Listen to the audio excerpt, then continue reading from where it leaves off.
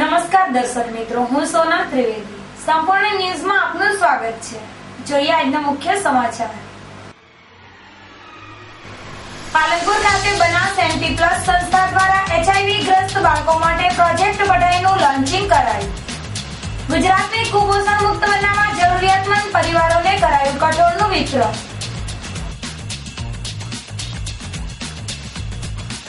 બનાસકાંઠાના વાતાવરણમાં આકસ્મિક બદલાવ. દિયોદરમાં છૂટોછવાયો વરસાદ પડતા ખેડૂતો મૂંઝવણમાં.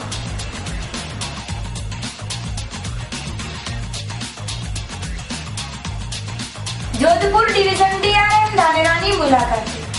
રેલવેના પ્રશ્નો મામલે આગેવાનો દ્વારા રેલવે અધિકારીને કરાઈ રજૂઆત.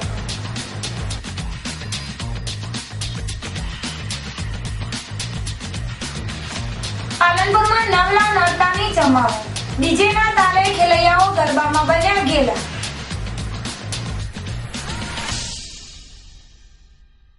સંપૂર્ણ ન્યૂઝ આપણી આંગળીના ટેરવે. ઇન્ટરનેટ ઉપર સંપૂર્ણ ન્યૂઝ જોવા લોગિન કરો www.youtube.com/સંપૂર્ણ ન્યૂઝ.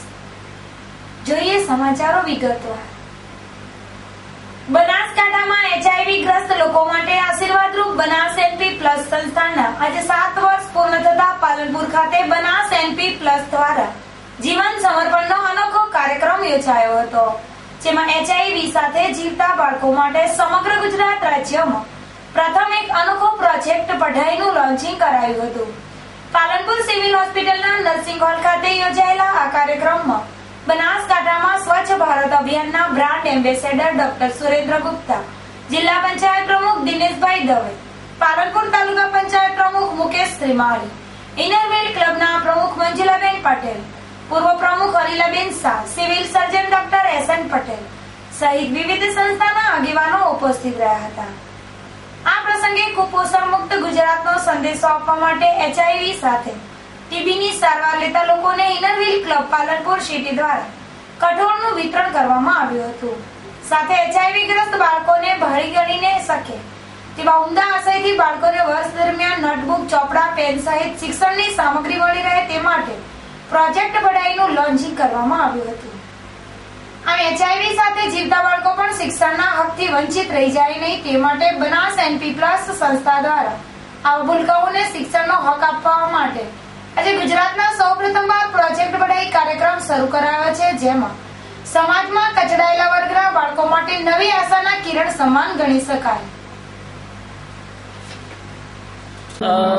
નમસ્કાર, મારું નામ નરેશ સોની છે અને બનાસ એનપી પ્લસ એટલે કે બનાસકાંઠા જિલ્લામાં HIV સાથે જીવતા લોકોનું એક સંગઠનને 7 વર્ષ પૂરા થાય છે એ અનુસંધાને આજે એક સ્નેહ મિલન અને વાર્ષિક સાધારણ સભાનું આયોજન કર્યું હતું. સાથે સાથે HIV પોઝિટિવ લોકોને અને ટીબી જે પેશન્ટ છે એમને ઇનરવેલ ક્લબ પાલનપુર સિટીના સહયોગથી કીટ વિતરણનો કાર્યક્રમ રાખ્યો છે. રાસ ગરબામાં ઇનરવેલ ક્લબ પાલનપુર સિટીના સહયોગથી લાણી આપવાનો કાર્યક્રમ રાખેલો છે.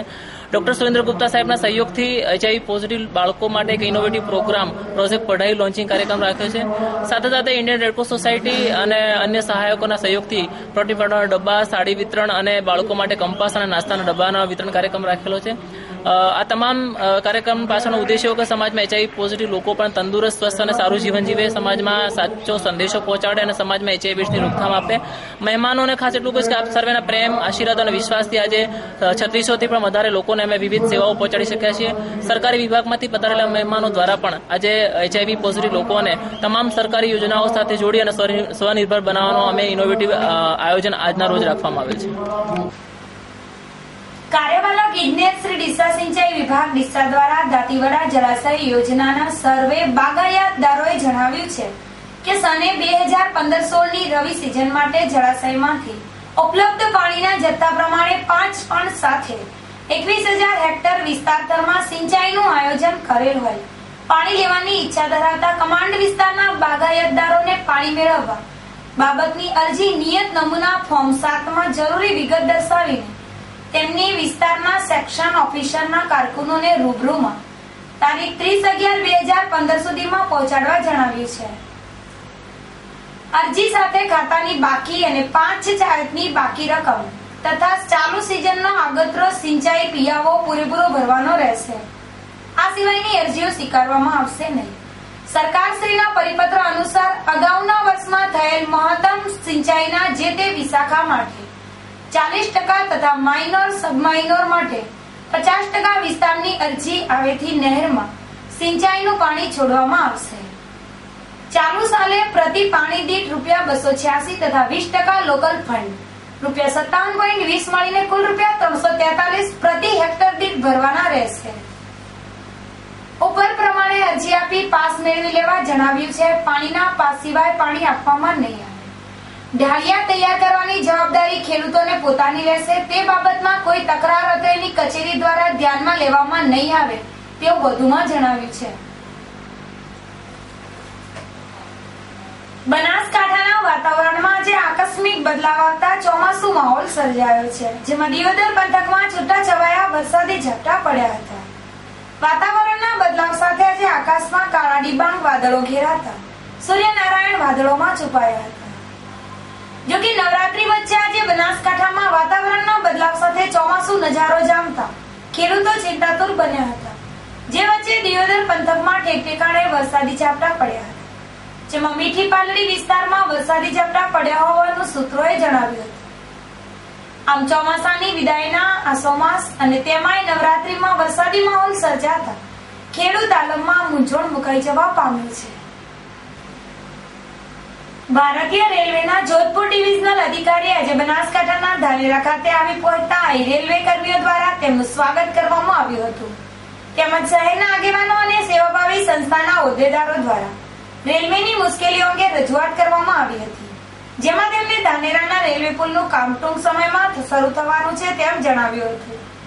રેલવે જોધપુર ડિવિઝન અધિકારી ધાનેરામાં આવી પહોંચતા ધાનેરાના આગેવાનો દ્વારા રેલવેના પ્રશ્ને તેમને ધારદાર રજૂઆતો કરવામાં આવી હતી, જેનો Lions club of Dhanera, IMA Mamlatdar, chief officer સહિત નગરપાલિકાના આગેવાનો દ્વારા રેલવેના ડીઆરએમ સમક્ષ ધાનેરા રેલવે ઉપર ઓવરબ્રિજનો અભાવ હોય લોકોને જીવના જોખમે રેલવે પાટા ક્રોસ કરવા પડે છે. ધાનેરા રેલવે સ્ટેશન ઉપર પીવાના પાણીની મુશ્કેલી વર્તાઈ છે. સુરત સુધીની પેસેન્જર ટ્રેન, મુંબઈ સુધી ડેઇલી એક્સપ્રેસ ટ્રેન રિઝર્વેશન સુવિધા સહિતની સવલત ઉપલબ્ધ કરવા રજૂઆતો કરવામાં આવી હતી, જેમાં ડીઆરએમએ જણાવ્યું હતું કે રેલવે ઓવરબ્રિજનું કામ ટૂંક સમયમાં શરૂ કરાશે. તેનો કોન્ટ્રાક્ટ અપાઈ ગયો છે અને પીવાના પાણી માટે અમે વિચારીશું. આમ ધાનેરામાં માથાના દુખાવા સમાન રેલવે ઓવરબ્રિજના કોન્ટ્રાક્ટ અપાઈ ગયા હોય આવનારા સમયમાં તેનું કામ શરૂ થશે, જેને લઈને લોકોની મુશ્કેલીઓનો ઉકેલ આવશે. વડગામ તાલુકાના સિસરાણા ગામમાં વસતા ગ્રામજનોનો એક જ નિર્ણય કે અમારે ગામમાંથી વ્યસનોને કાયમ માટે તિલાંજલિ આપીને સમગ્ર ગામને નિર્વ્યસની બનાવવું, જેમાં ગામ લોકો એકત્ર થઈને ગામમાંથી પ્રથમ દારૂના દૂષણને નાબૂદ કરવા નિર્ણય કરાતા લોકોમાં આનંદ છવાઈ જવા પામ્યો છે. વડગામ તાલુકાના સિસરાણા ગામમાં છેલ્લા કેટલાય સમયથી વ્યસનોનું દૂષણ વધી જતા લોકો ચિંતિત બની રહ્યા હતા. તાજેતરમાં જ ગુજરાત ઠાકોર સમાજના યુવા અગ્રણી અલ્પેશ ઠાકોરે ઠાકોર સમાજના યુવાનોને વ્યસનોથી દૂર રહીને ઠાકોર સમાજના યુવાનો એક બનીને સમાજને નિર્વ્યસની બનાવીને યુવાનોમાં જાગૃતિ લાવવાની ટકોર કરતા સિસરાણાના ઠાકોર સમાજના યુવાનોએ સંકલ્પ કરીને સરપંચ સમક્ષ વ્યસનને નાબૂદ કરવા વિચાર વ્યક્ત કરતા સિસરાણાના સમાજસેવક તરીકે પંકાયેલા સરપંચ જયંતિલાલ રાવળે ગામને ગ્રામજનોની ગ્રામસભા બોલાવીને ગામમાંથી વ્યસનોને દૂર કરવાની વાત મુકાતા યુવાનો વડીલો એક બનીને ગામમાંથી પ્રથમ દારૂના યુવાનોએ ગામમાં દારૂ પીવા કે વેચવા પર પ્રતિબંધ મૂકીને દારૂ કોઈ પણ સમાજનો ઈસમ દારૂ પીવે કે વેચતો હોવાનું ધ્યાને આવશે તો ગ્રામજનો દ્વારા આવા ઈસમને ગામમાંથી જીવન જરૂરિયાતની ચીજ વસ્તુઓ પર પ્રથમ પ્રતિબંધ મૂકીને તેને દારૂ જેવા દૂષણથી દૂર રહેવાની સંમતિ બતાવી હતી. ગુજરાતના બનાસકાંઠા જિલ્લામાં આવેલું અંબાજી 51 શક્તિપીઠ પૈકીનું એક પરમ પવિત્ર શક્તિપીઠ છે. ગુજરાત અને દેશના લાખો કરોડો શ્રદ્ધાળુઓની આસ્થાનું પ્રતીક અંબાજી મંદિરની મુલાકાતે રોજ સેંકડો ભક્તો આવે છે. પાલનપુરથી આશરે 65 કિમીના અંતરે આવેલું અંબાજી માતાનું મંદિર માઉન્ટ આબુથી 45 કિમી અને ગુજરાત રાજસ્થાન સીમા નજીકના આબુ રોડથી માત્ર 20 કિલોમીટરનું અંતર ધરાવે છે. આરાસુરી અંબાજી માતાજીના સ્થાનકમાં કોઈ પ્રતિમા અથવા ચિત્ર નહીં, શ્રી વિશાળ યંત્રની પૂજા કરવામાં આવે છે. કહેવાય છે કે અંબાજી મંદિર એ માતા સતીનું હૃદય સ્થાન છે. અહીંયા માતાજીના પ્રાગટ્યોત્સવ ચૈત્રી પૂનમે મહામેળો ભરાય છે અને ભાદરવી પૂનમે 7 દિવસીય મિનિકુંભ સમાન લોકમેળો ભરાય છે, જેમાં દૂર દૂરથી ભક્તો પગપાળા યાત્રા કરીને માતાના દર્શને ઉમટે છે. ગુજરાતના યાત્રાધામોમાં મોખરાનું સ્થાન ધરાવતું અંબાજી મંદિર દેશનું બીજું સુવર્ણમય બનાવવાની કામગીરી પૂરઝડપે ચાલી રહી છે. અમરવલ્લીની ગિરિમાળા અને કુદરતી છૂટા હાથે વેલેલ પ્રકૃતિ વચ્ચે સુશોભિતમાં અંબાનું ધામ અંબાજી બારેમાસ શ્રદ્ધાળુઓથી ઉભરાતું જોવા મળે છે. શક્તિની ભક્તિના મહાપર્વે નવરાત્રીની પાલનપુર સહિત જિલ્લાભરમાં રંગે ચંગે ઉજવણી થઈ રહી છે, જેમાં માઈ ભક્તો દ્વારા મા અંબાની વિશેષ પૂજા અર્ચના કરવામાં આવી રહી છે. સાથે રાત્રિના સમયે જામતી નવરાત્રીમાં અબાલવૃદ્ધ સૌ કોઈ રાસ ગરબાની રમઝટ વચ્ચે માની આરાધના કરી રહ્યા છે. પાલનપુરમાં અનેક સ્થળો ઉપર નવરાત્રી મંડળોમાં રાસ ગરબા યોજાઈ રહ્યા છે. આકર્ષક અને ઝગમગતી રોશનીથી શણગારેલા માના નવરાત્રી મંડળો ઉપર ડીજેના તાલે રાસ ગરબા રમાઈ રહ્યા છે, જેમાં ખેલૈયાઓ ટ્રેડિશનલ ડ્રેસમાં સજ્જ બનીને મોડી રાત સુધી ગરબે ઘૂમીને નવલા નોરતાનો આનંદ લૂંટી રહ્યા છે. નવરાત્રીની રઢિયાળી રાત્રે જામતા રાસ ગરબામાં અબાલવૃદ્ધ સૌ કોઈ જોડાઈને આદ્ય શક્તિની આરાધના કરી રહ્યા છે. આમ પાલનપુરમાં નવરાત્રી મહોત્સવ ધૂમ મચાવી રહ્યો છે, જેમાં સાંજ ઢળતાની સાથે જ શહેરમાં નવરાત્રી મંડળો ઝગમગતી રોશનીથી દીપી ઉઠે છે અને પછી જામે છે રાસ ગરબાની રમઝટ, જેમાં યુવા હૈયાઓ મન મૂકીને ઝૂમી ઉઠે છે. ફરી એક નજર આજના મુખ્ય સમાચાર ઉપર. પાલનપુર ખાતે બનાસ એનપી પ્લસ સંસ્થા દ્વારા HIV ગ્રસ્ત બાળકો માટે પ્રોજેક્ટ પઢાઈનું લોન્ચિંગ કરાયું. ગુજરાતને કુપોષણ મુક્ત બનાવવા જરૂરિયાતમંદ પરિવારોને કરાયું કઠોળનું વિતરણ.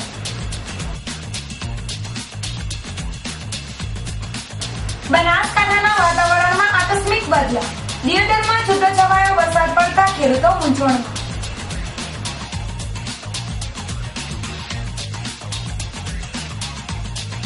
જોધપુર ડિવિઝન ડીઆરએમ ધાનેરાની મુલાકાત. રેલવેના પ્રશ્નો મામલે આગેવાનો દ્વારા રેલવે અધિકારીને કરાઈ રજૂઆત.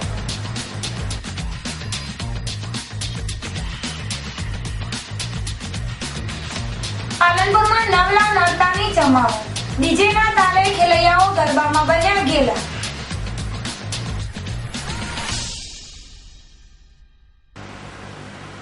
આ હતા અત્યાર સુધીના સમાચાર. વધુ સમાચાર સાથે ફરી મળીશું. નમસ્કાર.